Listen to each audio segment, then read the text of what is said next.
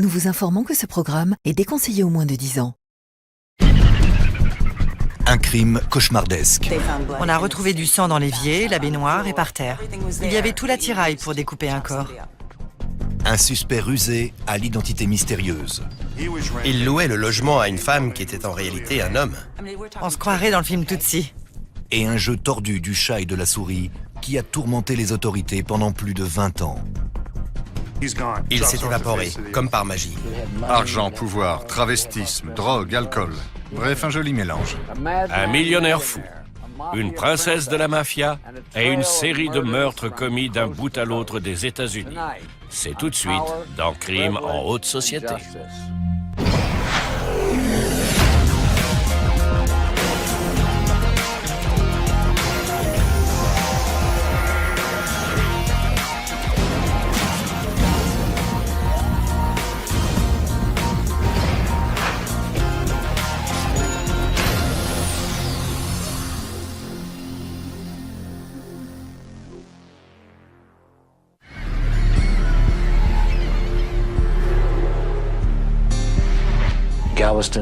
Galveston n'est pas le bout du monde, mais vous pouvez l'apercevoir de là-bas. Septembre 2001.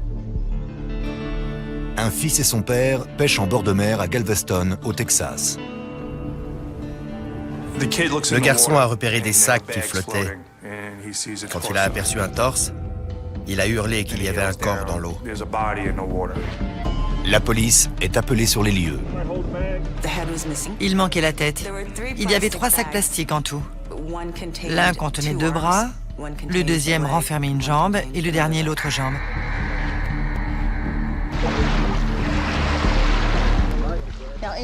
Une personne qui ne connaît pas Galveston pense que si elle jette un papier dans l'eau, le courant emportera son déchet au loin. Mais c'est une erreur. À Galveston, tout finit toujours par revenir.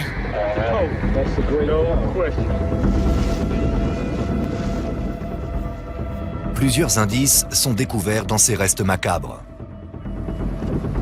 Il y avait un ticket de caisse en provenance d'une quincaillerie, où quelqu'un avait acheté une bâche de protection et des sacs poubelles. Il y avait aussi l'emballage en carton d'une scie à bûche qui avait coûté $6,99. La police a également retrouvé un préavis d'expulsion adressé à un certain Maurice Black. Ce document mène la police à un appartement d'un quartier miteux de la ville. Les policiers se sont rendus sur place et ont fouillé les poubelles. Il y avait un pistolet et des munitions, un sac imbibé de sang, des bâches de protection, tout l'attirail nécessaire pour découper un corps en morceaux. Une chose est sûre, c'est que Maurice Black, 71 ans, homme à tout faire et réparateur de montres, a disparu sans laisser de traces.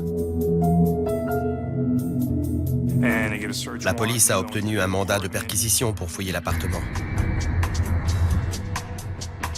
Ce qui a choqué les enquêteurs, c'est que les murs de l'appartement avaient été lavés. Il n'y avait aucune empreinte, même pas celle de Maurice Black. Mais le nettoyage n'est que superficiel. Le luminol a provoqué un véritable feu d'artifice. La cuisine était jonchée de traces de sang. Les traînées de sang mènent jusqu'à l'appartement voisin de celui de Maurice Black. C'était un véritable carnage. Il y avait du sang dans l'évier, dans la baignoire, par terre. La police a également trouvé des chaussures ensanglantées, un couteau à éplucher, une bâche de protection. C'était une atmosphère vraiment macabre. Quoi qu'il soit arrivé à Maurice Black, nul doute que ça s'était produit dans cet appartement. L'appartement est loué à une femme d'âge moyen prénommée Dorothy Seiner, l'une des locataires les plus étranges du propriétaire. Cette personne était en fait un homme habillé en femme et qui portait une perruque de bien piètre qualité. Le propriétaire a déclaré à la police que c'était la femme la plus laide qu'il avait jamais vue. Prétendant être sourde-muette, Dorothy Seiner ne communique que par écrit. Elle payait ses loyers avec plusieurs mois d'avance et toujours par mandat postal. C'est une situation extrêmement rare pour un logement aussi miteux à Galveston. Elle n'était pas originaire du coin. La police a donc effectué des recherches, mais n'a trouvé aucune trace de l'existence d'une Dorothy Seiner à Galveston. Ce mystère épouvantable frappe le littoral texan aussi violemment qu'un ouragan. Tout le monde veut savoir comment un malheureux homme à tout faire peut finir découpé en morceaux dans des sacs plastiques. Et quel rôle a pu jouer l'étrange voisine dans cette histoire? Les enquêteurs se concentrent sur un indice découvert dans l'appartement. Une carte de rendez-vous chez un opticien pour un certain Robert Durst. Ce monsieur avait rendez-vous pour récupérer une paire de lunettes. Étrangement, la police ne trouve aucune trace d'un Robert Durst vivant à Galveston ou dans les environs. Une recherche nationale est lancée pour Robert Durst et Dorothy Signer. On a trouvé une Dorothy Signer totalement abasourdie. Cette femme n'avait jamais mis les pieds au Texas, ne savait pas où situer Galveston et n'avait donc jamais loué d'appartement là-bas. Mais un lien est établi entre Dorothy Signer et Robert Durst, un lien qui nous ramène des décennies plus tôt. Les enquêteurs découvrent que Dorothy Signer et Robert Durst étaient camarades de classe. Robert Durst a par la suite utilisé le nom de la jeune femme pour louer l'appartement. La conclusion de tout ça était que Robert Durst, pour une raison qui lui appartenait, s'était inventé une nouvelle identité et s'habillait en femme. En réalité, Robert Durst et cette Dorothy Signer n'étaient qu'une seule et même personne. 9 jours après la découverte du corps, Durst se présente chez l'opticien pour récupérer ses lunettes. Les enquêteurs l'y attendent. À son arrivée, ils l'interpellent et l'arrêtent pour le meurtre de Maurice Black. Il a été emmené à la prison du comté de Galveston. Sa caution était fixée à $300 000, ce qui, à l'époque, représentait une somme record pour cette prison, y compris pour une accusation de meurtre. D'autant plus élevée pour un client de passage comme Robert Durst. Les autorités pensaient qu'il s'agissait encore d'une personne itinérante, comme les milliers d'autres qui peuplent Galveston. À ce moment-là, on le considérait comme un cinglé un peu perdu qui avait découpé son voisin en morceaux. Mais les choses ne sont pas aussi simples qu'elles n'y paraissent. Monsieur Durst réussit à se faire envoyer l'argent pendant la nuit et il est libéré avant que la police ne se rende compte que l'accusé avait assez d'argent pour payer sa caution. Robert Durst se volatilise de nouveau. Ce n'est que le lendemain que les enquêteurs découvrent qui il est vraiment, le fils d'un milliardaire de New York. Né en 1943, Robert Durst grandit à Scarsdale, une banlieue chic de New York. Il est l'héritier de l'une des plus grandes sociétés immobilières de Manhattan. À cette époque, la société possédait au moins 10 gratte-ciel à New York. Leur holding se développait et les Durst faisaient partie des familles les plus influentes de l'État de New York. Qui aurait pu imaginer un seul instant que l'héritier d'un empire immobilier de plusieurs milliards de dollars à New York logerait dans un appartement miteux de Galveston au Texas, au loyer mensuel de $300 et habillé en femme? La fortune n'est pas gage de bonne santé mentale. En fait, vivre dans le luxe peut avoir de drôles d'effets sur les gens, et cette affaire en est une parfaite illustration. Après que la police de Galveston a libéré Robert Durst, elle découvre que ce n'est pas la première fois qu'il est accusé de meurtre. Arrêté suite au meurtre et au démembrement macabre de Maurice Black à Galveston, Robert Durst paie sa caution et disparaît. Mais ce n'est qu'à ce moment que la police découvre le passé troublant du suspect. Au début des années 70, Robert Durst travaille pour la société immobilière florissante de sa famille.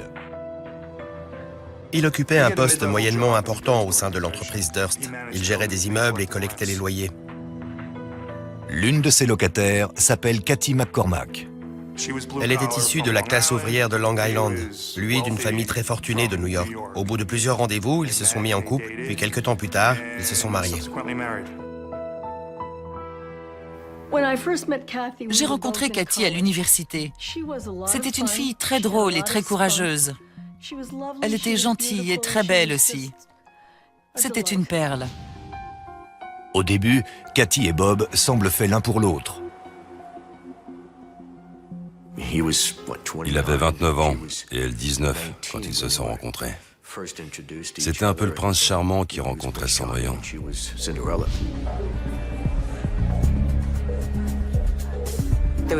Ils sortaient souvent dans des boîtes branchées de New York. Et ils sont rapidement devenus le couple tendance. Le couple possède un appartement de luxe dans Manhattan ainsi qu'une maison de campagne au nord de l'État de New York.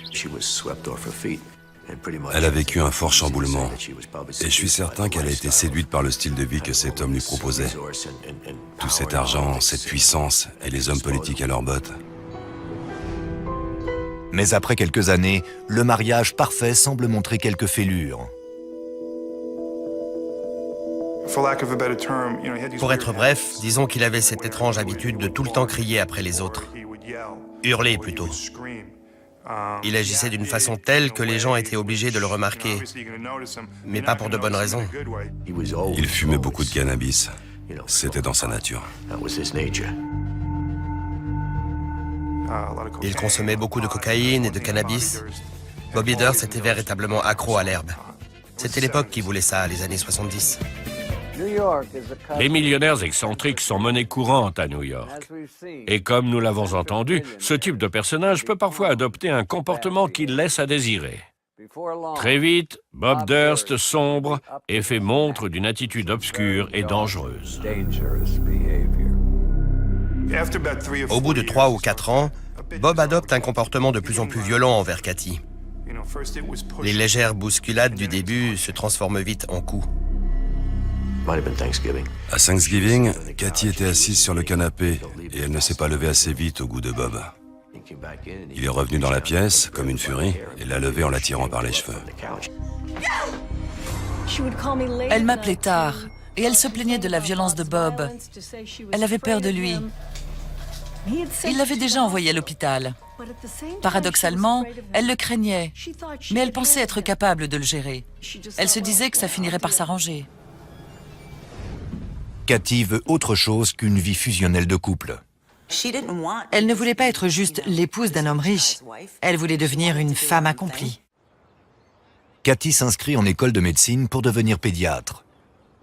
Bob est loin d'être enchanté. Plus Cathy devenait indépendante, moins Bobby le supportait. Elle était sur le point d'obtenir son diplôme de pédiatre. Il aimait contrôler les autres, et là, la situation lui échappait. Mais au fil du temps, Cathy n'est plus seulement insatisfaite. Elle est terrorisée. Elle m'a dit une chose que je n'oublierai jamais. Hélène, si jamais il m'arrive quelque chose, cherche du côté de Bob. Ce sera lui le coupable. Il ne faut pas qu'il s'en sorte.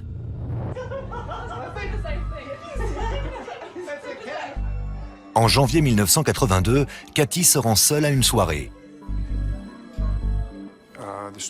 Ce soir-là, Bobby n'avait cessé d'appeler Cathy pour lui demander de rentrer à la maison. Vers 19h, elle dit au revoir à son ami avant de disparaître dans la nuit enneigée. On ne la reverra plus jamais. Ce n'est que 5 jours plus tard que Bob Durst finit par déclarer la disparition de sa femme. On a vérifié auprès des hôpitaux, consulté les dossiers de personnes retrouvées, ce genre de choses, rien, zéro. C'était comme si elle avait disparu de la surface de la Terre. Puis on a découvert que Bobby avait jeté les effets personnels de sa femme. Ses livres, ses manuels de médecine, tout avait fini à la poubelle. Son comportement était à l'opposé de l'attitude qu'adopterait un mari aimant dont la femme a disparu. Il était pratiquement en train de l'effacer de sa vie. La police a été mise au courant très rapidement, et c'est à ce moment-là qu'il est devenu leur principal suspect. Mais sans corps, la police ne peut rien faire. Il l'a tuée et il a fait disparaître son corps. On n'a jamais pu la retrouver, mais ça ne signifie pas pour autant qu'on ne sait pas que c'est lui le coupable. Bobby a parlé à la police, puis il a décidé de se taire et de faire appel à un avocat. À partir de ce moment-là, Robert Durst ne communique que par le biais d'une ancienne amie, Susan Berman. Ils s'étaient rencontrés plusieurs années auparavant, à l'université. Ils s'étaient liés d'amitié et étaient restés en contact depuis tout ce temps. Elle était très proche de Bobby. Elle l'adorait. Il était comme un frère pour elle. Suzanne a toujours soutenu Bobby. Et ça n'a pas changé après la disparition de Cathy. Susan était journaliste, mais elle devait sa réputation au fait qu'elle était aussi la fille du truand Davy Berman, qui sévissait à Las Vegas. Davy Berman était le bras droit de Bugsy Siegel. Il a passé beaucoup d'années en prison à la place de Siegel. Et en échange, ce dernier lui a offert l'hôtel Flamingo. Elle était la star du Flamingo. Tout le monde la connaissait. Les danseuses, les croupiers, tout le monde la saluait et la traitait comme une princesse. Davy Berman a écrit plusieurs livres sur sa vie au sein de la mafia. Elle n'a jamais renié ses racines. Elle en était même plutôt fière. Suzanne avait une mentalité de mafioso concernant la loyauté. Elle aurait fait tout son possible pour les personnes qu'elle considérait comme ses amies. Il se peut qu'elle ait aidé Bob à dissimuler le meurtre. Quelque chose d'étrange est arrivé. Alors qu'on sait aujourd'hui que Cathy avait déjà disparu à ce moment-là, le doyen de la faculté de médecine a reçu un appel téléphonique. Une femme prétendant être Cathy Durst a dit qu'elle ne viendrait pas en cours car elle ne se sentait pas très bien. Une femme adulte étudiant la médecine n'aurait jamais appelé le doyen pour signaler un banal mal de ventre. Je pense que la femme qui a passé le coup de fil était Suzanne Berman. Elle a joué un rôle, a prétendu être Cathy et passé l'appel. Elle voulait couvrir Bob. Mais ce n'est pas le seul appel téléphonique qui intrigue la police. Bobby a déclaré qu'il s'était rendu dans le Connecticut juste après la disparition de Cathy. En réalité, d'après ses relevés téléphoniques, il a passé un appel en PCV depuis Ship Bottom, dans le New Jersey. Ship Bottom est un nom évocateur pour les enquêteurs. Cette ville est à quelques encablures d'un célèbre cimetière mafieux connu sous le nom de Pine Barrens. Et l'interlocuteur de Bobby n'est autre que Susan Berman. Les enquêteurs sont persuadés que Bobby a tué sa femme et qu'il a abandonné son corps près de Ship Bottom, soit dans l'océan, soit à Pine Barrens. Mais puisqu'ils n'ont aucune preuve, leur théorie repose uniquement sur des présomptions. L'affaire est délaissée et Bobby disparaît. Au cours de la décennie suivante, Robert Durst se fait aussi discret que possible. Personne ne sait ce que fabrique Bobby Durst. Bobby disparaît, il est là, mais personne ne sait exactement où. Il possède non seulement une superbe demeure à New York, mais aussi une autre dans le Connecticut et une en Californie. Au début des années 90, après la mort de son père, Robert Durst refait surface et tente de prendre les rênes de l'entreprise familiale. On lui annonce que ce n'est pas lui qui sera à la tête de l'Empire Durst, mais son jeune frère. En gros, si on lit entre les lignes, ça signifie que sa propre famille a peur de lui et ne veut rien avoir à faire avec lui. Sa propre famille le rejette. Sa famille le considérait un peu comme le parrain. Et ça ne lui faisait pas vraiment plaisir.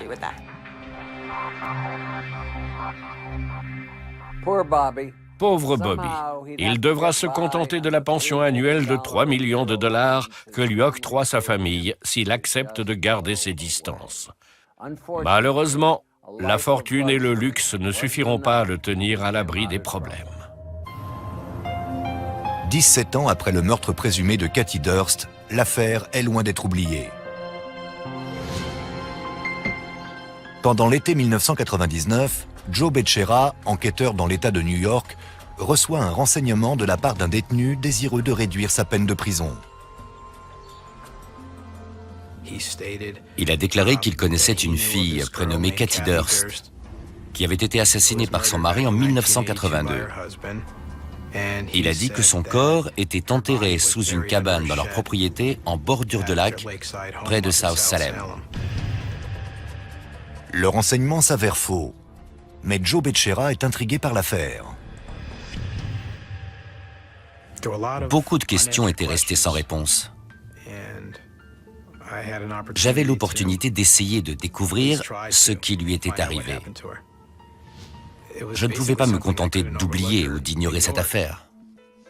L'espoir était de nouveau permis. Je me suis dit qu'on allait enfin avoir le fin mot de l'histoire, après toutes ces années d'attente. La police a obtenu un mandat pour fouiller la maison qui appartenait alors à de nouveaux propriétaires.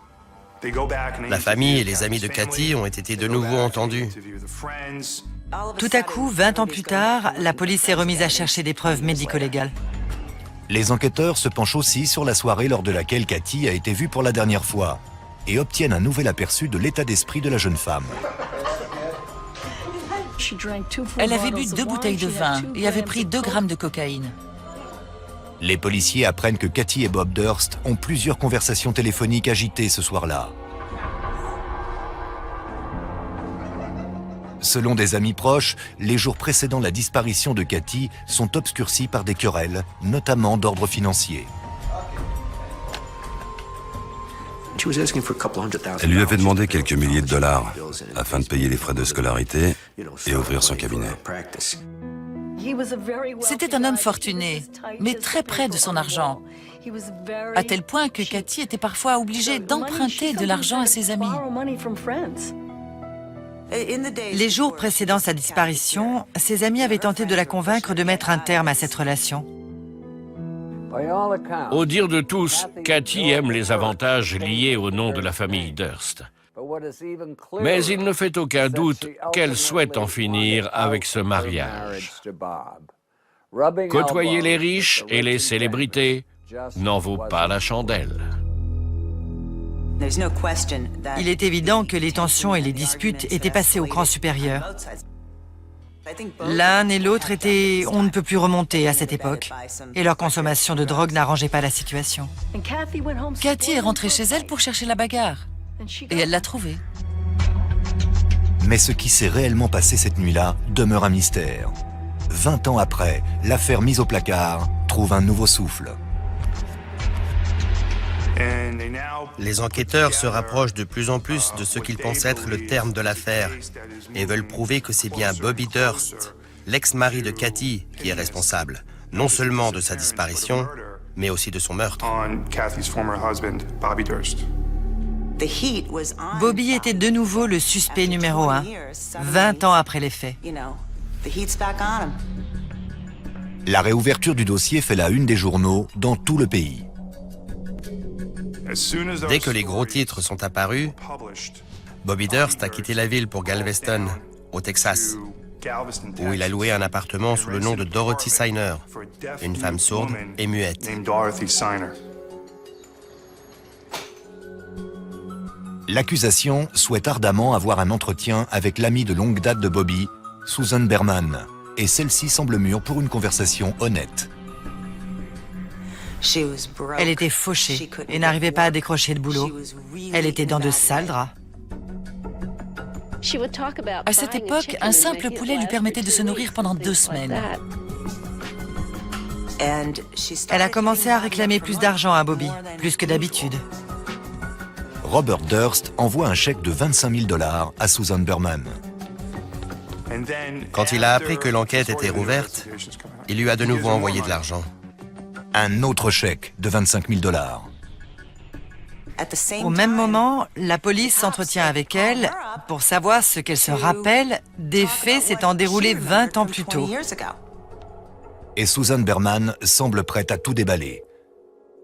Elle a organisé des entretiens avec le New York Times et la police de New York. Susan m'a dit qu'elle détenait des informations dont la révélation allait provoquer un véritable tremblement de terre. Je lui ai demandé de quoi elle parlait, mais elle ne s'est pas montrée plus précise. Alors je l'ai suppliée d'être prudente. Pendant toutes les années qui ont suivi la disparition de Cathy, la version de Susan était que Bobby n'avait rien à voir avec ce crime. Mais petit à petit, elle a commencé à modifier ses propos. Et à une personne, elle a déclaré que c'était bien Bobby le coupable. Quand on lui a demandé comment elle le savait, elle a répondu que Bobby le lui avait dit. Mais Susan Berman n'aura jamais l'occasion de raconter sa version. Le 31 décembre 2000, un voisin entend les chiens de Susan aboyer de façon frénétique et il appelle la police de Los Angeles.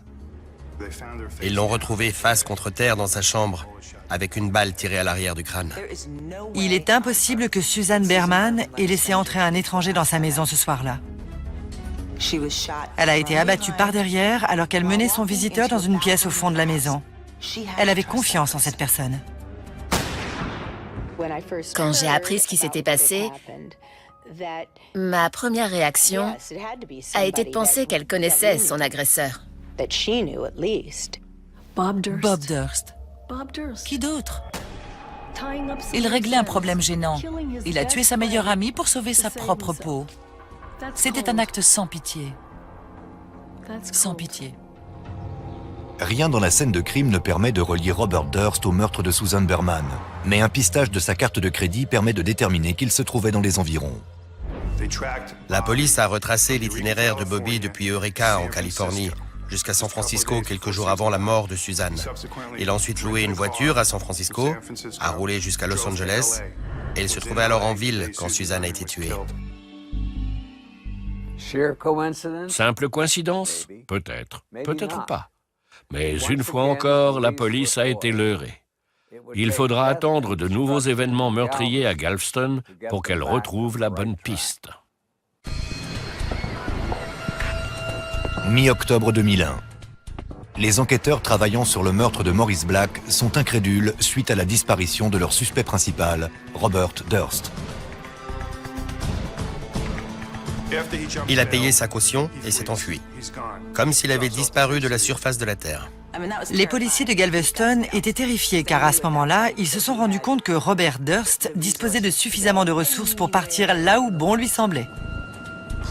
La police le recherche à Galveston, mais aussi à New York. Un avis de recherche national a été lancé, mais ça n'a donné aucun résultat. L'histoire du milliardaire travesti accusé de meurtre fait les gros titres de la presse nationale. Effrayé par ce meurtre et ce démembrement sans mobile apparent, tout le monde dans le pays se met à surveiller ses propres voisins. J'ai reçu un appel d'un type qui m'a expliqué que son frère était propriétaire à la Nouvelle-Orléans et que lui aussi avait loué un appartement à une femme qui était en réalité un homme. L'homme se fait appeler Diane Winnie, mais le propriétaire pense connaître sa véritable identité. Il s'est avéré que c'était Robert Durst qui louait l'appartement à la Nouvelle-Orléans. Avec une perruque immonde, comme dans le film Tootsie. Les enquêteurs passent l'appartement de la Nouvelle-Orléans au peigne fin. Les policiers ont trouvé toutes sortes de preuves reliant Bobby à cet appartement et prouvant qu'il s'était fait passer pour Diane Winnie. Ils ont découvert du matériel informatique, un médaillon que Suzanne avait donné à Bobby et une perruque également. À la Nouvelle-Orléans, il était une autre femme. Il portait une perruque rousse avec les cheveux raides. La police avait la preuve que Robert Durst habitait bien ici et qu'il était arrivé après s'être enfui de Galveston. Il est difficile de savoir si Bob se sent à son aise avec des dessous féminins ou s'il se travestit uniquement pour échapper à la justice. Son déguisement n'est pas franchement crédible. Mais aussi étonnant que cela puisse paraître, ça fonctionne. Il a très bien pu venir jusqu'à chez moi, peut-être dans l'intention de kidnapper l'un de mes enfants. Il se peut aussi qu'il ait traqué les membres de sa famille pour les agresser. Tout est possible. Quasiment 7 semaines s'écoulent. Il semble que Robert Durst ne refera jamais surface. Mais juste avant Thanksgiving, la chance sourit aux enquêteurs. À Hanover, en Pennsylvanie, les caméras de surveillance d'un supermarché haut de gamme filment un homme au comportement suspect qui flâne dans les rayons. L'homme a une apparence des plus étranges. Ses cheveux et ses sourcils sont rasés. Il prend un journal, puis flâne de nouveau quelques instants. Il se rend dans le rayon parapharmacie du supermarché où il prend une boîte de pansements avant d'en sortir un. L'homme se dirige ensuite vers les toilettes. Quand il ressort, le pansement est collé sur son visage. Il se rend ensuite au rayon traiteur du magasin, où il choisit un sandwich salade poulet avant de se diriger vers la sortie. Le voleur à l'étalage est arrêté par les gardes de sécurité. Ils appellent alors la police. On lui demande de décliner son identité. Et il utilisait l'identité de Maurice Black, ainsi que son permis de conduire. Mais le numéro de sécurité sociale qu'il fournit est le sien. Et lorsque la police vérifie si aucun mandat d'arrêt n'est lié à ce numéro, une correspondance est trouvée à Galveston, au Texas. À ce moment-là, ils ont compris qu'ils venaient d'arrêter Robert Durst.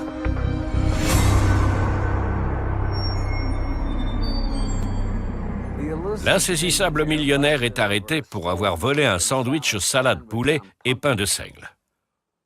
Quelle ironie!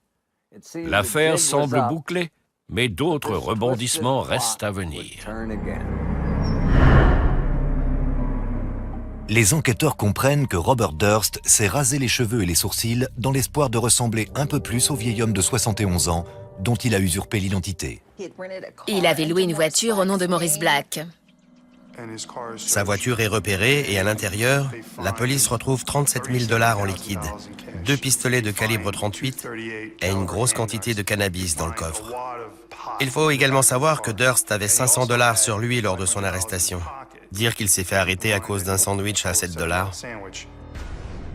Robert Durst se retrouve en garde à vue.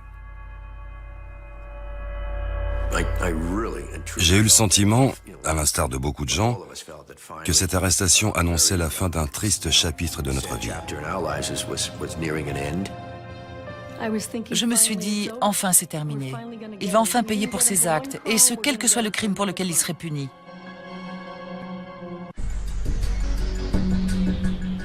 Quatre mois après la découverte macabre du corps démembré de Maurice Black dans la baie de Galveston, l'accusation prépare son réquisitoire à l'encontre de Robert Durst. Ils voulaient sa peau, tout simplement. Cet homme les avait manipulés comme des bleus. On avait un corps découpé en morceaux, un suspect, de nombreuses preuves trouvées à l'appartement, une tentative réussie de fuite. L'accusation ne pouvait pas rêver mieux. Les policiers de Galveston m'ont dit « Jim, au vu des charges qui pèsent contre lui, c'est dans la poche. »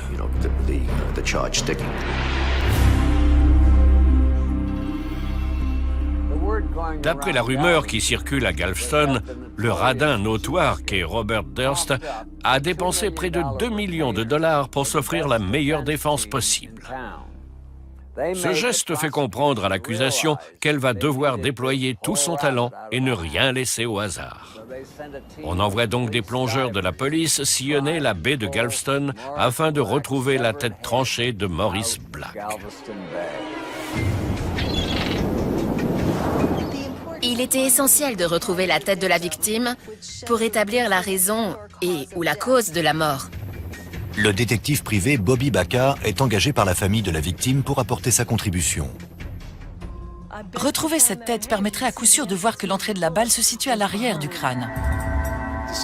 Et que la victime avait été abattue de la même façon que Suzanne Berman, d'un coup de feu à l'arrière de la tête. Alors que les équipes de plongeurs ratissent la baie, des spéculations apparaissent quant au mobile. Robert Durst est suspecté d'avoir tué uniquement des personnes qu'il connaissait. Alors, quel lien le relie à Black? L'une des questions qui aujourd'hui encore me taraude, c'est connaissait-il déjà cet homme? Comment était-il devenu son voisin? Ces deux hommes ne sont pas devenus voisins à Galveston par hasard. Je n'y crois pas une seconde. Je suis intimement persuadé qu'ils se connaissaient déjà. Certains enquêteurs pensent que Susan Berman est le maillon manquant de la chaîne. Maurice Black était-il membre de la mafia? Était-ce un tueur à gages ou un membre de la mafia juive?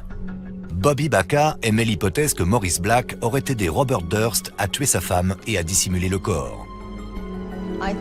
La façon dont Cathy a disparu était étrangement similaire à la façon dont les mafieux procèdent pour faire disparaître les corps de leurs victimes. C'est monnaie courante dans cet univers.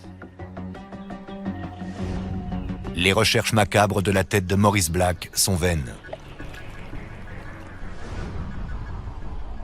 La Dream Team de la Défense fait une annonce qui a l'effet d'une bombe. Robert Durst admet avoir tué Maurice Black en état de légitime défense. Oui, il l'a tué. Il l'a tué, puis il l'a découpé en morceaux et l'a jeté dans la baie. Mais c'était de la légitime défense. Ce pauvre homme a été harcelé par des gens qui l'ont suspecté de tout un tas de choses et il a perdu les pédales. De la légitime défense? Découper un vieillard sur le sol d'une cuisine? C'est le comble de l'outrecuidance. Fin septembre 2003, le procès débute. Tous les éléments du scandale étaient réunis.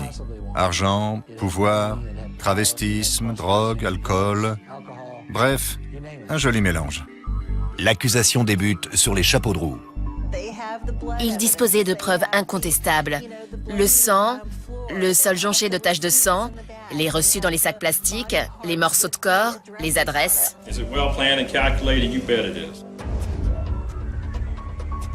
Étape par étape, les terribles circonstances du meurtre et du démembrement de Maurice Black sont reconstituées. L'accusation a présenté au jury un scénario monstrueux et plutôt inédit à cette époque. Les avocats prétendent qu'un violent passage à tabac a précipité le meurtre de Maurice Black. Avant d'être tué, Maurice a été victime d'une attaque cardiaque.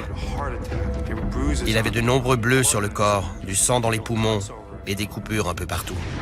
You can't take the iceberg away from the Titanic, and you can't take away what he did to Maurice Black. La scène qui a été décrite était insoutenable, notamment le long processus du découpage du corps. Things like what this killer did just are never gonna make sense. Lorsque l'accusation conclut son réquisitoire, le sort de Robert Durst semble scellé. Il a essayé de dissimuler le crime. Il s'est pas présenté au tribunal. Tout ça a joué contre lui. On ne prend pas la fuite quand on est innocent. L'accusation s'est montrée convaincante, mais Bob Durst n'abandonne pas. Ses avocats vont se lancer dans une prestation qui va changer toute la donne. Lors du procès pour meurtre accusant Robert Durst, l'accusation vient de terminer un réquisitoire convaincant. C'est à présent au tour de la défense qui n'est pas en reste. This case is not about what Bob Durst did after Maurice Black died. La stratégie consiste principalement à blâmer la victime et à transformer Robert Durst, le tueur psychopathe, en un homme appréciable. Ses avocats ne faisaient jamais référence à leurs clients comme Monsieur Durst, mais ils disaient plutôt « mon ami Bob, ce bon vieux Bobby ». Ils voulaient nous inciter à le prendre en pitié. J'ai assisté à ce genre de scénario des milliers de fois. La technique est toujours la même, abjecte. Transformer l'accusé en victime et faire de la victime un véritable monstre. La défense prétend que Maurice Black avait un caractère de chien et que Robert Durst souffre du syndrome d'Asperger, une forme modérée d'autisme qui engendre un comportement parfois étrange. Les avocats l'ont appelé à la barre, ce qui a été un véritable coup de génie. Il allait devoir s'expliquer quant au démembrement du corps, mais en aucun cas sur un éventuel assassinat. Il s'en est sorti haut la main. Il déclare au jury que le jour du meurtre, il a trouvé Maurice Black dans son appartement et qu'il était armé. Maurice Black savait que Robert Durst possédait des armes chez lui. Durst a dit que Maurice Black a saisi l'un des pistolets pour le menacer et qu'ils se sont ensuite battus avec l'arme entre eux deux. Robert Durst assure que le coup est parti accidentellement et a touché Maurice Black au visage alors qu'il essayait de se défendre. Durst a prétendu qu'il avait paniqué et qu'il avait eu peur de ce qui se passerait si la police débarquait et trouvait un corps dans son appartement. Sa version plaidait la légitime défense. Mais sachant qu'il était suspecté pour d'autres crimes, il savait que ça ne jouerait pas en sa faveur. Il s'est senti obligé de dissimuler le corps. Assurant qu'il était sous l'emprise de l'alcool et de drogue, Robert Durst narre de façon détaillée au jury la dernière et monstrueuse étape. Il se souvient seulement avoir nagé dans une mare de sang. Il ne se rappelle de rien, excepté qu'il a dû démembrer ce corps dont il voulait se débarrasser. Il s'est montré brillant. Si je devais un jour tuer quelqu'un, je le prendrais comme avocat. Le jury délibère pendant 26 heures insoutenables.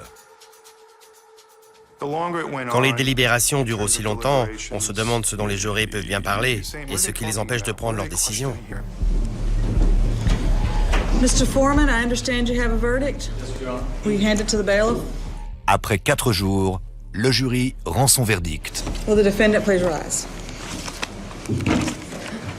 Will the jury find the defendant, Robert Durst, not guilty?